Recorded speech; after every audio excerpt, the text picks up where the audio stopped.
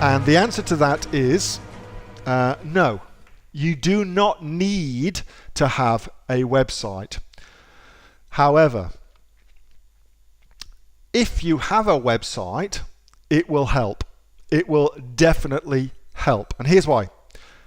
When you send your first missive off to your potential new supplier, if that comes from neil@gmail.com and they see that, and they will, then they're going to make some assumptions about you, and none of those assumptions are very flattering for you as a business person when it comes to your skill sets with buying things from suppliers. None of the assumptions that they make will be flattering for you.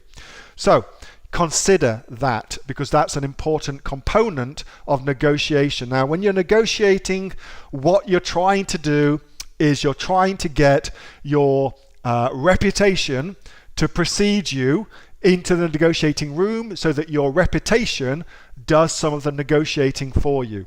So when you're working online, one way that you can get your reputation to precede you is at least having a decent email address.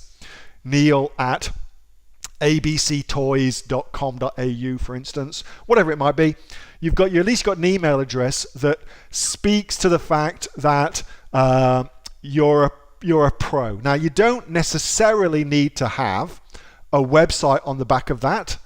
So if I go to my favorite little place here, Crazy Domains, here we go. You can get a URL. So the URL, abctoys.com.au, for like $20 for 2 years. And then you can attach an email to it for $1.97 a month. All right, and that then gives you neil@abctoys.com.au. Now, if you send an email from that address, they're going to treat you differently. Rightly or wrongly, they just will. They just will. So no, you don't need to have a website, but if you do, you'll get treated differently, and everything that comes as a result of that is advantageous to you in your ability to get a better price. Everything's good as a result of that. There are no downsides to it. So consider that. The other way around that, and what I always suggest if you're sourcing in Australia, is to call first. Don't email, call, speak to people. Don't hide behind your email address. Call people. That's how you do it. You'll get a much better response. And then once you've called them and you've built a relationship with them, and they've already got a frame in their minds for what you're like, then the email you use it's not as important. It's just not as important because they've already got their first impression of you. First impressions matter, and it's difficult to unseat the belief systems that people have put in place about you, even when new information comes to the fore, like, oh, they use a Gmail account. Even with that, it's still difficult. They still filter through the pre-existing belief systems.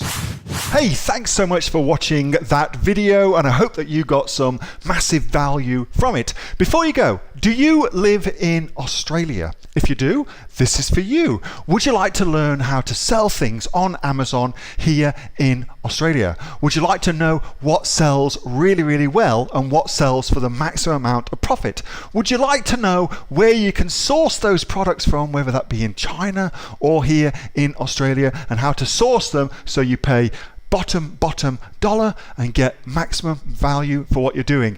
If you do, please subscribe to my channel and like this video, and you'll learn that and much more. It's the exact same information that people like Jeff from New South Wales have used to make $45,000 a month on Amazon, that Sue, who's from the sunny coast, has used to purchase herself a brand spankly BMW every single year as a result of her e-commerce business, and the lovely Kate from Bowral in New South Wales has used to make $32,000 a year on a month, not a year, a month on Amazon, and indeed Anthony, who makes $15,000 a month on Amazon, selling, as he puts it, odds and sods. If you'd like to learn the exact same information that they use to maximize their profits for their Amazon businesses, subscribe to this video, like my channel, post below if you want me to teach you something. Okay, I'm out of here. Speak to you soon. Bye. Subscribe.